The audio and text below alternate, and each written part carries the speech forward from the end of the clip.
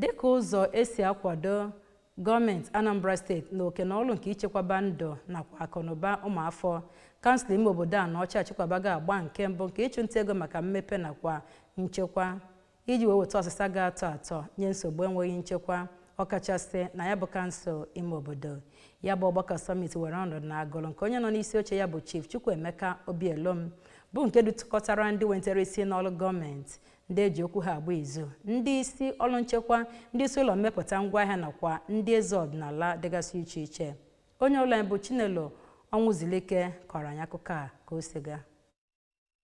Mgbe ọ na-ekwuzi okwu na ya bụ ọgbakọ ka onye kọmishọna nke ndị uwe ojii na Anambra steeti bụ Maazị Nnae Obom Itam kwuru na ọ dị mma ka ndị obodo ọbụla mgbaso amụma ịhụ na enwere ọnọdụ nchekwa na be ha dị iche iche, ma sịkwazịa na mgbe ha na-eme otu a na a ga-enwe ozi a ga-eji wee na-ekesa ma onwe ihe ijuanya dịnụ. Mgbe ọ na-anabatazi ndị bịakọrọ ya bụ mmemme ka onye isi oche okpuru ọchịchị Anọcha bụ Comrade Rome Ibekwe sịrị na ịhụ na ndụ na nchekwa ndị Anọcha bụ otu ihe ọ gbagidere ụkwụ na ọchịchị ya, ma sịkwazịa na ọ bụ ya mere ya ji wee kpọkọba ndị eji okwu ha agba izu na ya bụ okpuru ọchịchị ka ha bịa chịkọta isi ọnụ ma kpaa ka ga-esi wee gaa n'iru ka a ghara inwezi mmagbu mmadụ na ogbugbu ndị mmadụ na ya bụ okpuru ọchịchị. N'otu aka ahụ ka onye Special Adviser wee nyere Gọvanọ Chukwuma Soludo